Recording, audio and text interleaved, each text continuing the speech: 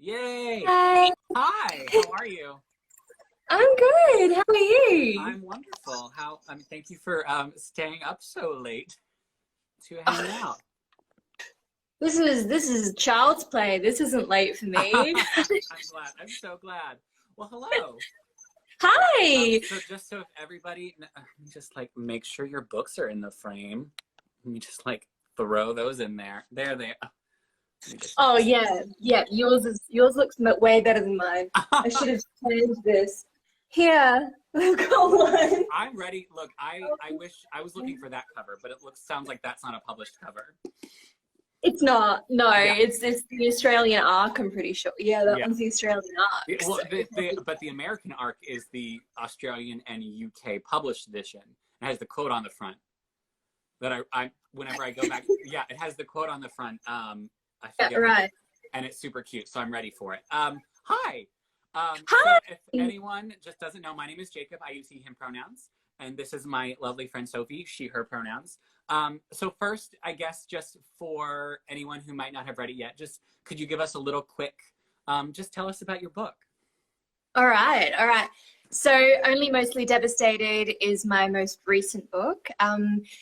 And it follows, it's kind of like if you took Greece but made it gay, right? The best thing. The best. Yes. That's what I tell It, everyone. yeah, it's the easiest way to sum it up. It follows a guy called Ollie who has this, whirlwind summer romance by the lake with a guy called Will. And then due to a family emergency, Ollie has to move back across the country to live near Will, and of course finds out that he actually goes to Will's school. But unfortunately, at school, Will isn't this kind guy that he knew over summer. He's actually a jock, he's a class clown, he's not out, and he's a little bit of a jerk. So Ollie has to try and figure out how to navigate that. Hijinks.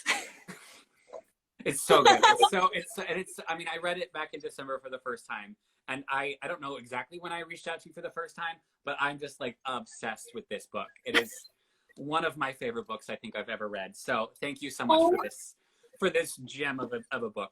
So I guess thank first, you. of course, of course. So I've also been reading it with some people on a Zoom book club for the past week or so. So I have some I love questions from them. I have some it. Okay. questions from me.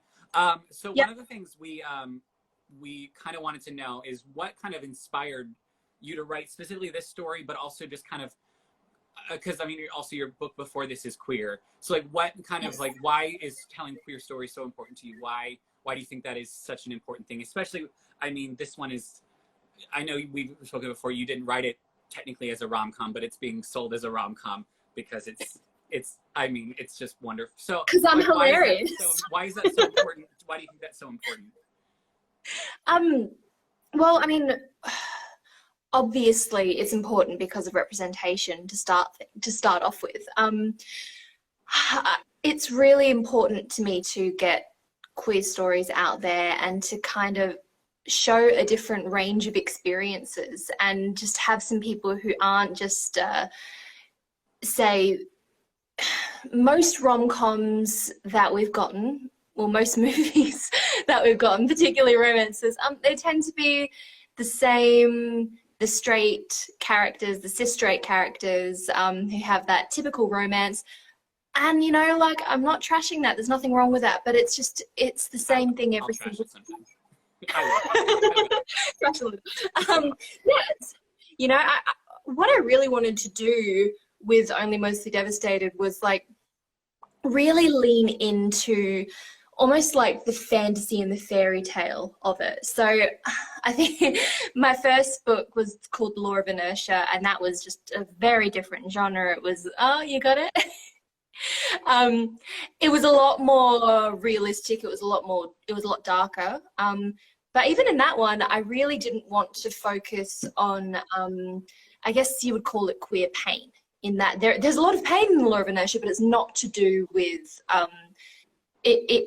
it's in addition to the fact that the characters are queer. And like with Only Mostly Devastated, I even went like further, and I was like, okay, like I'm not going to ignore homophobia, I'm not going to ignore microaggressions, but I created this fantasy world that was a bit of a wish fulfillment, where everything just turns out lovely, and it's just, well, you know, it's seen as this very normal thing through the eyes of Ollie because it is such a normal thing. And that's what, yeah. And that's one of my, actually one of my favorite things about it is like, yes, and it's happening a lot in queer fiction, I've noticed, but it really happened in this, is you normalize the queerness in such an exciting way without erasing the struggles. Like there is some of the coming out struggle, but that isn't the focus. There is a lot of the struggles of being queer, but you didn't like hammer us over the head with, it's such a hard time being queer. There's actually like so much more joy, queer joy in the world than queer pain.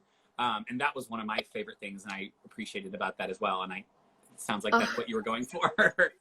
It is, and I'm really glad to hear that you feel like I kind of hit the mark, because it is difficult, because, you know, on the one hand, I was really tempted to just, you know, set it in like a utopia where it was just, you know, let's just ignore all of the, like, all of that stuff. Let's just pretend it doesn't exist. But in the end, I kind of went, look, I don't want to completely erase it. I don't want to pretend that none of this stuff happens, but I didn't want it to be the focus. I didn't want it to, I mean, you know, those stories are valid, and, you know, I love that people can be out there and they can write this difficult stuff and kind of get their pain on the page, and, you know, those stories are really needed, but that's just not what I wanted to do with this. I kind of just wanted to like take the most tropey, cliched thing that straight movies have been doing it forever, So like over and over and over again. Why can't we? It's I love it. It's not the most original plot, and I'm just gonna put it out there, I wasn't trying to do that. You know what? But it was so funny. We were talking last week. One of my, like, someone mentioned, and before they even knew that it was based on Greece, they're like, this reminds me of Greece. And like, because we've only read like the first couple chapters so far, but it's like, if you really think about Greece, what you remember is like the first like 10, 15 minutes were like, tell me more, like all of the like coming, and like, yeah, of course, some of us remember the rest of it because we love that, but like a lot of people just remember that like they show up at the same school, and like you like nailed that on like the first couple chapters. Like it's just, I mean, it's Greece, and it's perfect. That jumping off point, that like original setup, definitely. Right, absolutely. And one thing actually that you kind of mentioned with location that I wanted to ask is, you wrote, because I grew up in the South, I grew up in Georgia. You wrote the queer Southern experience so well, but you're from Australia. So that was one thing I wanted to know, like, what did you do to kind of like prepare or to kind of write that world? Because you really did nail it. I mean, I grew up in a similar in like town about 45 minutes out of Atlanta. So you hit it on the head pretty well. Yeah. Okay. Well, I guess my jumping off point for that was that I grew up in a small town. So, given that, you know, both cultures are Western, there's a lot of crossover to start with when you're writing a small town in a Western country, whether it's Australia or whether it's America. But in saying that, of course, there's huge differences. To start with, I think some Americans aren't actually necessarily aware, but like most of our media is American media, like our TV shows, our movies, our books. It's just the stories that we get. Like there are Australian stories, definitely, but yes, most of the stuff that we get. So I kind of came in with some pre-existing knowledge of, you know, how different areas of America might view topics differently, how they can be kind of almost like mini cultures within a culture. But, you know, obviously that was only a starting off point. So I really, I talked to a lot of people to start with. I talked to my agent. I talked to a lot of my friends. I kind of said, look, you know, you live in this area. Does this ring true for you? Is there anything that you would kind of want me to know about what your experience growing up in this part of the world was like? I looked up, this might sound like a weird one, but for me it was probably the most useful. I did a lot of just general research, but the most useful stuff was looking at forums and looking at Reddit and just searching keywords on Twitter, because that's just people chatting amongst themselves about, you know, their experience, their life. Oh yeah, I relate to that. This happened to me. And you can kind of just see people chatting socially, but that kind of gives you an idea of, okay, this is the stuff it's not in a formal article. It's not, you know, a big research thesis of this is what the experience is. It's just people living, and you're like, hey, this is what it's like for them. This is how they tell their story, and you just pay attention to it. I love that. I love that. Cool. So another thing I want, so what, I mean, I know this is probably a cliche question, but it's okay with your book, as you just said. It's full of cliches. I mean, what was like, I want to know like the most fun and the hardest parts that to write. What did you have the most, you know, without obviously giving any spoilers, but like, what did you have the most fun writing and what was the hardest? I love writing arguments. I love them. That's, you know, that's probably weird to say as like a romance author, but I feel like, you know, in a lot of ways, romance and arguments go hand in hand. Is that Right. a simple thing to say? No, there's a big blow up scene in particular, and if you've read the book, you probably know the one that I mean. There's just this big falling out, and I love writing that because I can hear both characters in my head. And when I write an argument scene, I always make sure that I'm not really on anyone's side. Like that's, for me, that's the most important thing. I have to 100% believe in where each character's coming from, and then the argument just writes itself because, you know, both of them have a point and both of them are partly wrong, and they're kind of just not able to see things from each other's perspective. I love that. It just I can hear them so clearly in my head, and I'm like, yeah, no, yeah, you're right. Oh no, that's great. Like the mediator. Harder stuff. The ending was hard to write, not least of all because it was the first time I'd ever sold a book on proposal. So what happened was, you know, with the law of inertia, I wrote the whole thing like you usually would, sent the whole thing out to publishers, etc. But with Only Mercifully Devastated, I'd only written 100 pages, and then we sold it. And then, you know, we sell it, we go through the contract phase, and then my editor comes back and she's like, okay, you've got until X date to get this done. And I've never done that before. Yeah. So I'm like, oh, okay. You know, I think when you're like, one of the great things about like writing as a hobby as opposed to writing on deadline is that you kind of just, you get this freedom of writing the bit that you want to write when you want to write it. You know, if you're not really feeling it, you can just leave it. It's fine. I'll come back in a few weeks. And just suddenly I didn't have this luxury. So I'm like, okay, I'm not feeling this, you know, but I had to sit down and write it. And sometimes you'd have the characters literally going like, so, because you don't know what to say. And then you go back later and you go, So what's next? let's fix that. Oh, and the basketball scene. I don't know anything about basketball. I made my partner sit down with me and I'm like, what could happen? You know, what's an impressive thing that could happen that could win a game? And he's like, oh, okay. And he's like dictating it to me. And I'm like, okay. Right. Thank you. Yeah. Yeah. Well, one of my favorite things that kind of going back to like just how it normalized a lot of things is how, and I want to talk you talk a little about your side characters, because what I loved so much is that like none of them fit the like typical, because you said you like didn't care that it fit a lot of the tropes and a lot of, but like none of the side characters that you wrote I really felt fit the mold of like your standard, like the cheerleader, and like they all were this like really interesting diverse group. So I wanted to know, is that something you wanted to do, or like you kind of set out? Because I thought that was really wonderful. Oh, that's good. I think for me, I can remember being a teenager so clearly. Like, you know, I'm 27, it was 10 years ago, and it turns out when you hit 27, 10 years doesn't feel very long anymore. So I get really influenced by people that I know in real life. And for me, you know, when I see, for example, a bitchy girl in media, I much more strongly relate to ones who are maybe a little bit more passive aggressive, or, you know, for example, I don't think there's a single thing that Lara says that wasn't said to me. At some point in my life, you know, this is like, I was channeling things right here.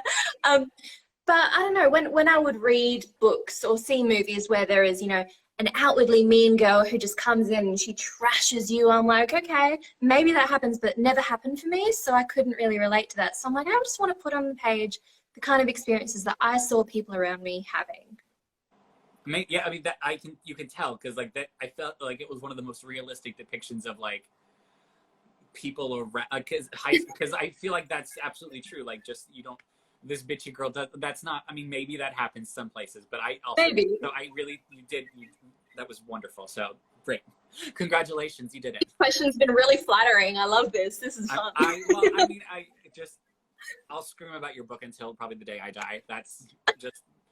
So there were also a couple questions that a couple people other asked that I also wanted to know more, just kind of about you and like your past. And so one thing that someone wanted to know is I mean, we already talked about why telling queer stories is important, but Nicoletta wanted to know if you had any tips for incorporating queer and feminist issues into your books without, she said, sounding like a manifest, without sounding preachy, because this book didn't come off preachy, but like I've read a lot of queer books where it's like like, so how did you make it feel very naturalistic in that way?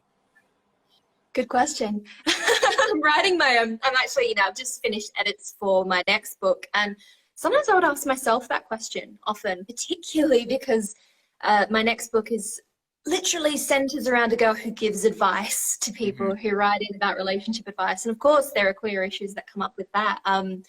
So, sometimes I do have to ask myself, like, am I coming across heavy-handed? I think if I could guess at an answer, and maybe this isn't even the right answer, but I think that there's probably a difference between showing things as they are and introducing plot points to kind of make a point.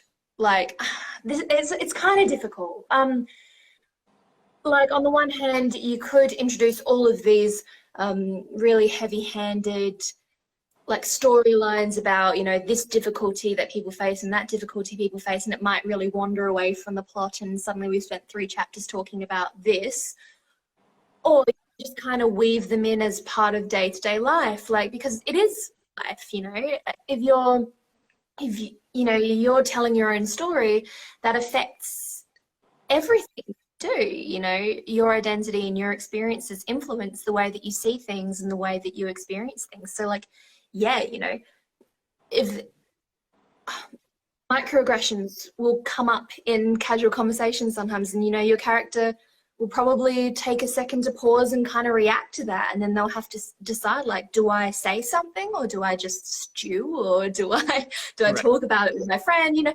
All that stuff. You have to know your character, and you have to know what realistically would happen, and then just let it write itself. Don't set out to say, I'm going to include a scene where there is this thing done so I can tell the children that it's wrong. It's like, right. Yeah, I think that's probably the difference. It's just, I don't know. That's right. That's what I think. I hope that's right. Absolutely. No, that's great. That's great.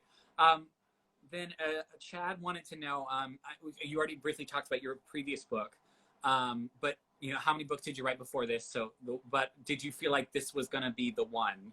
And talk, if you want to talk a little bit more about, your first book, because actually I was going to read it, and then quarantine hit, and then you told me not to because it was really sad. So I've not read it yet because you said not to. So I'm waiting until things get a little bit more joyful in the world, and I will read it. How am I for self-promo? I'm like, don't read my stuff. It'll make you feel awful. Just don't do it. Stay away. Well, I don't know. It's a complicated question. I wrote fan fiction to start with when I was like 11. I wrote that for a couple of years. I used to write about Harry Potter's parents. I was obsessed. I loved the Marauders. And then I started writing original fiction online. So again, I wasn't actually aiming to get that published. From about 13 to probably 18. I actually took a few years off writing. Somewhere in there, I was just I'm a psychologist, so I was studying psychology, and it was just way too much, and really distracted by everything. So I was just like, man, we'll put that over there for now. And then when I was in my early 20s, I wrote a book that I decided at the time that I was going to try and get published. And in hindsight, I am very happy it didn't, because I don't really think it was very good in hindsight. But at the time, I was like, yeah, this is a completed book, let's go. That's growth. You showed it's growth. Some people are, amazing, and they just shoot out with a book and they sell it and it's perfect from the get-go. And that wasn't me. I tried, and then I joined Twitter around this time actually, and I met some other writers, and some people that I still know to this day actually. I think Kale Dietrich was one of my very first friends back in like 2014. Neither of us. Neither of us even like, none of us had a book deal. We were all just meeting each other, and we're like, we hope we sell. And yeah, sorry, tangent. And then I think actually being able to really understand who's selling and what's selling and what are publishers looking for, what are agents looking for, that helped me change how I viewed the market. Because when I started out, it was all these very original ideas. I'll give myself that, it was original, but it was almost too original. It was like there was nowhere it really fit, and that's not, I don't know if it was necessarily a good thing, because you want to be able to pitch it and say, yeah, this is who this book would appeal to, and I couldn't really say, because so I started changing what I was writing. I wrote another book really quickly. I wrote it in 56 days, and I'm never going to forget that. It was 94,000 words, and I wrote it in 56 days. It was too fast. I went on this like roll. Haven't done that since. Actually, yeah, that was you've got access to that one, I believe. Oh, okay. I think you personally. Okay. That's the one you wrote in 56 days. Okay. That was my plan to kind of start this week. I'm finally back and ready. I'm ready. So I think I'm ready for it.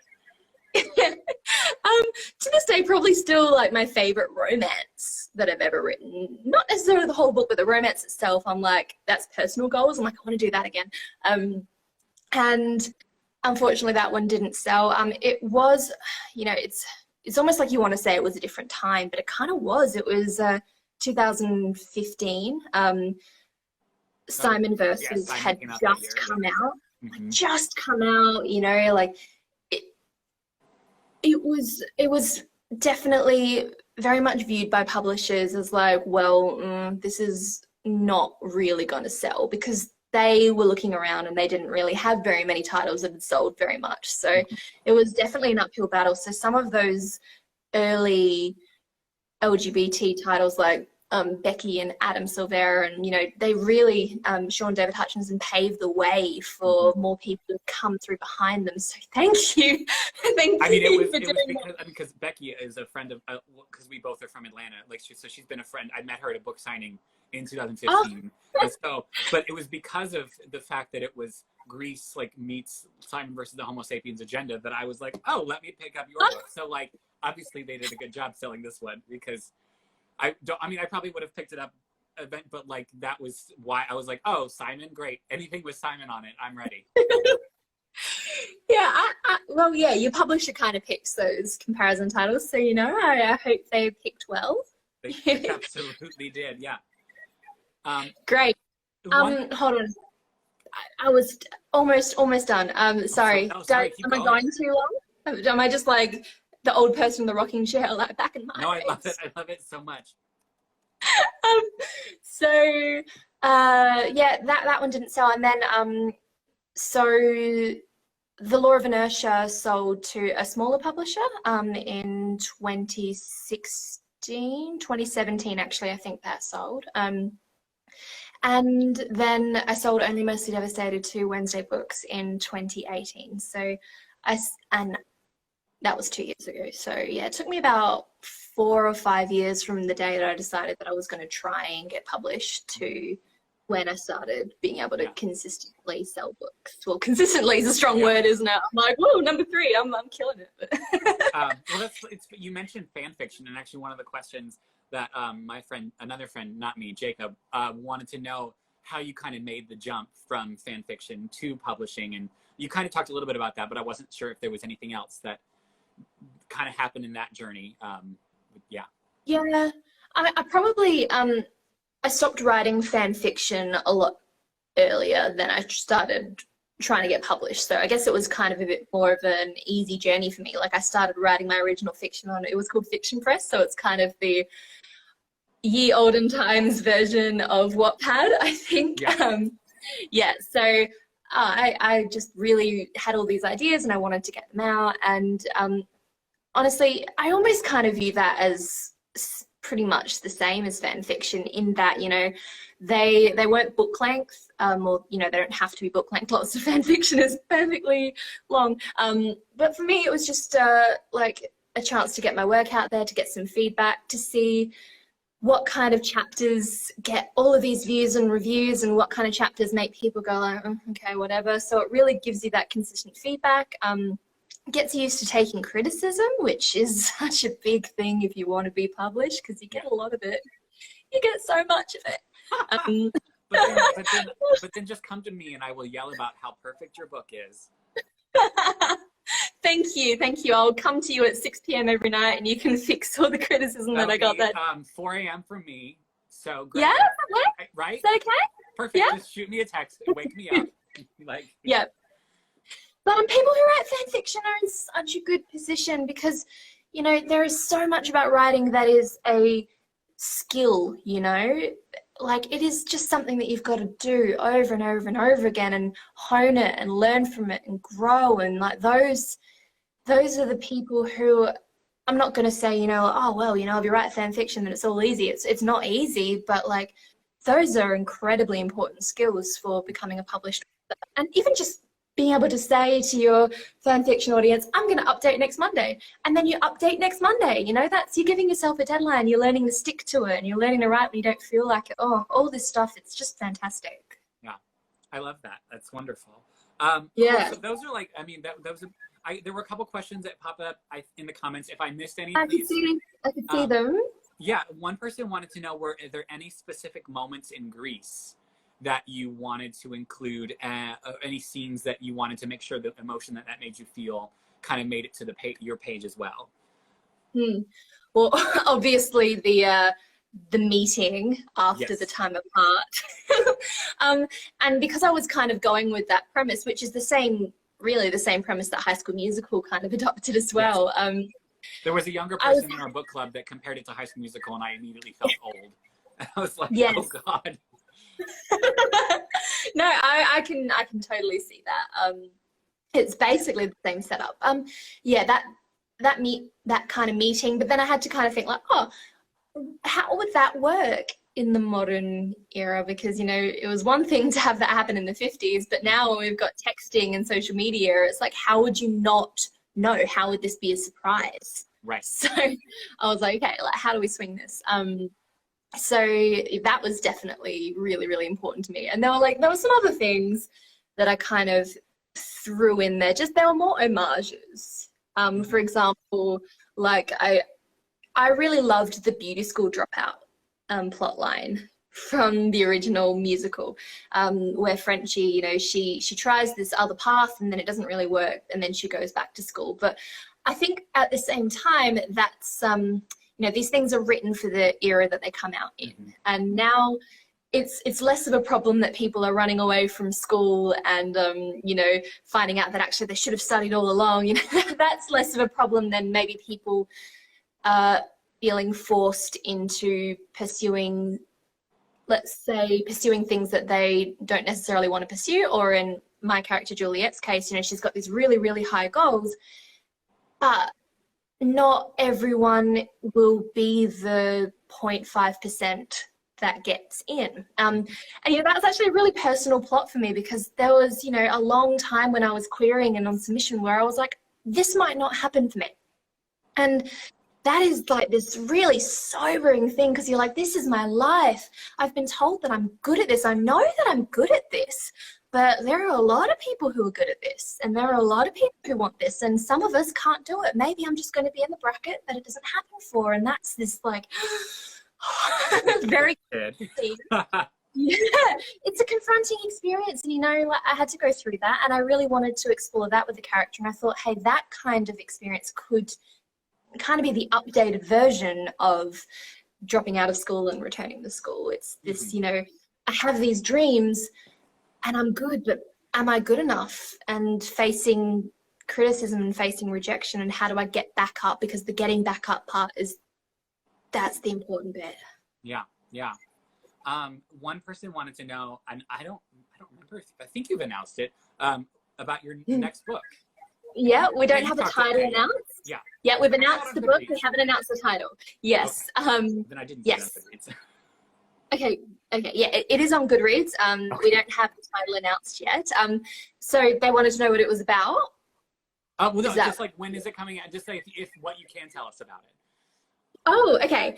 I just finished edit, so it's still really exciting for me to talk about. So it comes out next March at this stage, March 2021. And this is another rom-com, and it follows a bisexual girl who gives relationship advice anonymously through an abandoned locker at school. So people will put in their questions through the slot. She emails them an answer, and she doesn't want anyone to know that it was her. Unfortunately, she actually used the locker a little while ago to sabotage her best friend's love life because she's in love with her best friend. So he really doesn't want anyone to know that it's her. And a senior from school catches her and hires her to be his personal relationship coach to help him get his ex-girlfriend back in exchange for his silence. Sounds juicy. It was so much fun to read. So that sounds awesome. So that's March 2021. Amazing. Yes. I am I went through a few years where I was really, really into reading relationship advice and all these theories, and being a psychologist as well, I'm interested from that side of things. But the biology of attachments and attachment styles and all of these self-help books, if you just do this for 3 weeks and suddenly they'll fall in love with you, and I love the sex education vibes. Yeah, actually, I sold this book before sex education was like a thing, and then I saw the first season, I was like, oh, and then I saw the second season, I was like, oh, like that always happens because it takes so long between selling the book. But it is not the same. There are a lot of similarities, probably to the point where I might even go out there and be like, hey, if you like sex education, you'll probably really like this book. But in no way is it stealing from it. In no way are they the same thing. They're just, sometimes I feel like there are ideas kind of floating around in the universe, and then a few of us just grab the idea at the same time and produce our art. And since it takes so long to produce, it all comes out about the same time. Genuinely. And I think with, the half of it that came out recently on Netflix, I freaked out when that was initially announced because, the plot of it when it was announced was, a guy gets this girl who, I don't even think they went into the, she does essays and gets paid for it, so she does these things, gets paid for it, which my character does. And this guy asks her to help get get this girl, and she helps him, and it's queer, and I was like, oh my god, this is the same plot, but like they go in a very different direction to how I take it. So I'm like, we can coexist peacefully, it's fine. And also that's Netflix, your literature, it's all a happy family. It's all like, it's like like cousins. Yes, I'm like, look, the more queer stories that we get, the better. And you know what? If something similar, even if I have to watch the same one over and over again, not that it's the same, I will. Just give us more.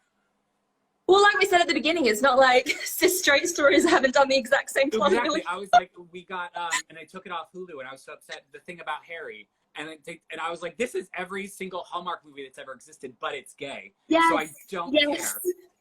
And I'm like waiting for it to come back on some type of streaming service because it was so good. Amazing. So I guess I had like one thing to kind of like send us off with. So I want to know, what do you do when you're not writing, or what are you doing to kind of keep sane in quarantine that's not writing? Just because a lot of us are in isolation. So what are you doing to kind of keep sane? I really like gaming, like PC games. So I've been playing a lot of The Forest, Subnautica, and I've been into Terraria lately after a friend told me that I should probably get on it. And so when I do get free time, it's just so nice to sit down and just like totally zone out for a couple of hours and do that. That's amazing. But honestly, there's not much free time at the moment. I just finished my edit deadlines, and I'm also working on a collaboration novel with an author friend. So Fancy. Yes, yes. We had that all done, and then we had to rewrite it from scratch. Oh no. So, yep, from scratch. It was just like, this is great. Ditch it, start again. Well, So it's so funny. I like because I was I guess it was just me not because I do theater, and so like there's nothing to do right now. And I was on the phone with I was chatting with Becky Albertalli a few weeks ago, and I was like, yes, there's so much free time now because she was working on it. She's been working on a project that I was kind of she was interviewing me for, and I was like, you have so much time to like do like. It was like involving theater. I was like, you have so much time to do it now. She goes, well, now my kids are home, so like I don't even think about how like other fields are actually busier now. Oh, yeah. I mean, I don't have children, but from what I can imagine, you know, it's just a whole nother layer, right? It's big families, you know, being at home in each other's space, and even if you get along, and even if you know, all adore each other, that's still a lot. Like me and my partner, we've got a fairly big house. He has his room. He's currently in his study, playing computer games, headphones on, pretending I don't exist. And then I'm on this end of the house writing, pretending he doesn't exist. And then sometimes he'll come out and be like, what you doing? And I'll be like, you're writing, I'm going to go. Yeah, but you, like even without kids, I'm sure like it's nothing. Maybe nothing's changed because it's still because it sounds like you work from home a bit then already, so nothing's changed. Well, I'm actually I'm a psychologist as well, so that's all changed in that, you know, I've had to be working from home instead of so that, you know, that's been a huge learning curve. There's just a lot changing for everyone. What have you been doing to keep entertained? What have you been doing? I scream into the void about books. No, I mean, I have a couple friends that are like musical theater writers, and they were like, I'm bored, let's write a musical. So I have a couple of like, we're kind of collaborating on write a musical. A queer YA rom-com musical. That's kind of an original thought that I was originally at the beginning of quarantine was like, I'm going to be a YA writer. And then I tried and was like, this is not my, I will read all the YA, but it's not for me. I'm not going to be a writer. But I was like, I can do theater. So we kind of are adapting that idea into a musical. Yeah. Well, I couldn't write a musical, so you know what? Well, you keep writing the books, and I will keep screaming about them, and I will write some musicals. Keep writing musicals. All sounds really good to me. I was thinking I might learn how to sew. I haven't got around to it yet, but yeah, it's on the list. I learned that you can make scrunchies, and you can go, because I love scrunchies. I love them. That feels very, very right for you. The little like really? That feels very. Do I look like a scrunchie? Yeah. You feel. I don't know. Maybe it's just because the rom-commy like vibe that your book. I was like, scrunchies feels right for you. Yeah. Oh, yeah. I'm glad I give off scrunchy vibes. I had a guy once like kind of go like, oh, yeah, you know, it's so weird. Like they've been out of fashion for so long, and you just wear them. And I think he was trying to compliment me, so I'm like, thanks. You're so unfashionable, but you pull it off. Thank you so much. Anyway, yeah. So I mean, that's kind of what I had. I don't know if there's anything else you want to scream into the void about when you're not alone, because I feel like this has been so nice. I usually just scream into the void alone. So it's been nice to scream into a void with another Screaming's person. Fun. Yeah, screaming's great. About your books. Is there anything else exciting that you would love to just scream about? I just read The Extraordinaries by TJ Klune, and that was great. Oh, I'm so jealous. I can't wait. Yeah? I'm so excited about it. Were you like waiting for it to come out and then it got pushed back? Yes. Well, there's a couple of them that I've been like really excited about. Cemetery Boys got pushed. I read that one about a month ago, and like right before it got pushed. That was one. Yeah, I've been trying to read as many arcs as possible before they push and stop giving them away. I wasn't even allowed to request it because of where I am, because they're just like, no Australians. That feels no. Weird. That feels weird. It's so good. Aiden's like, oh, look, it's up for request. I'm like, yes. And then I go and it's just like, not for you. Not for Australians. Okay. Everyone else have fun then. The Extraordinaries was, it was so good. I'm picky with comedy. Like, I'm not like I've just got a very distinctive style, and this is it's this really interesting mix where it's almost like satire, but it's also kind of not satire in a lot of places. Like it's almost 50-50 playing it satire and playing it straight about the superhero genre and combining it with like an homage to fan fiction and fandom. So it's just like these two things, he mashes them up and it's just like, woof, and it really works. That sounds similar, not superheroes, but like magic and kind of fanfic. I just read the Fascinators. Oh, I've heard great things. It was so good, and it was like magical, and it's actually set in the city I grew up in, 45 minutes out of Atlanta. So it was like wild, and the author was from there as well. So that lots of so many exciting books coming out. Great. Yeah. Yes, I love it. All of them, just so many more. It's very different to 2015, I'll tell you that. Right, and like, well, exactly. Like, I feel like yours was the beginning of March. I mean, I feel like 2020 has been such a week of Gravity of Us in February. Infinity Sun was January. You were in March. Now there's just like so many. It's just so exciting. 20 gay teen. 20 gay teen. Thank you, God. That doesn't actually work at all because it's not 2018. I was like, I'm so smart. But in my defense, it's 1 a.m. So fair. I can let you go. I don't want to keep you up any longer than you need to be. We didn't have any other questions or anything? No, that was kind of, I don't think I saw any other, I mean, a lot of people are screaming that they love the Marauders, High School Musical, yes, bisexual representation. Your new book, when it'll come out. Oh, hello. I found out I can see them too. Look, I can scroll. Oh, I can see you. Look at that. Oh no, I typed something. I don't know how to use Instagram. I'm too old. So hello, Vanessa. That's so nice. Oh, yeah, people have been freaking out about your books the entire time. So, I don't know many people who have read my debut. You know, it was a very different experience to publishing book 2. So, you know, that's just exciting. I mean, I will read it someday when you tell me that it's safe to. When I get the okay from you, I will read it. Okay. Look, it's I don't want to spoil it. Look, it's without spoilers. It doesn't have a horrible ending. Like it's an uplifting it. Okay. So yeah, it's not like they both die at the end where you go in like. well, like Adam fully prepared us for they both die at the end. Like there was fully a spoiler, and it didn't make it any better. No, it didn't. It made it worse, honestly.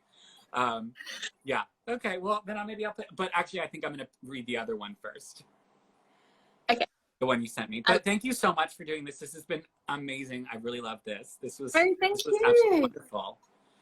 Thanks for everything you wrote. This will be on live for the next 24 hours. And I think I'm gonna download the video and put it everywhere so people can watch it. We'll scream about your book forever. That sounds good. I'm not going to watch it because seeing myself, do you get that? Where you just watch yourself and you're like, what were you doing? What's that say? Don't do that.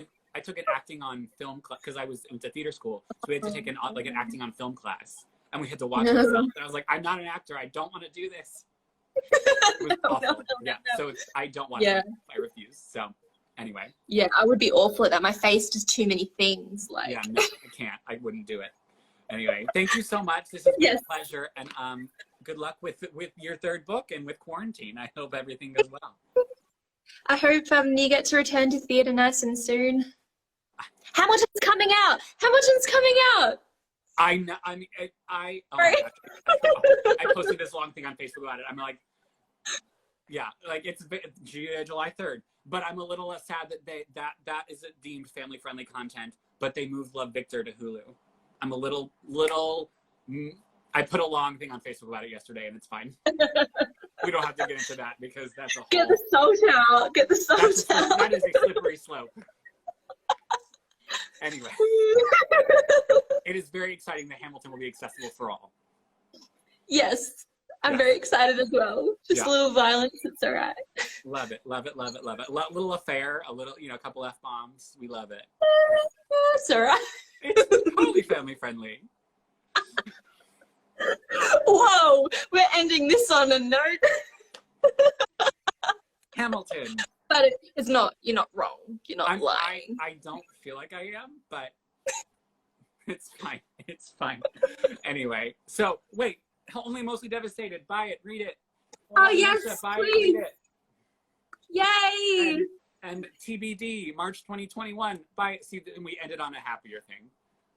Yes, that's much better. And we're revealing the cover and title soon. Cover and title are coming soon. I'm ready. I'm ready. I'm ready to yell about it. Okay. Thank you so much. Thank you, everyone. Have a lovely All right, have a night. good Get some- day. Thank you so much. Have a lovely one. Okay. Okay, bye.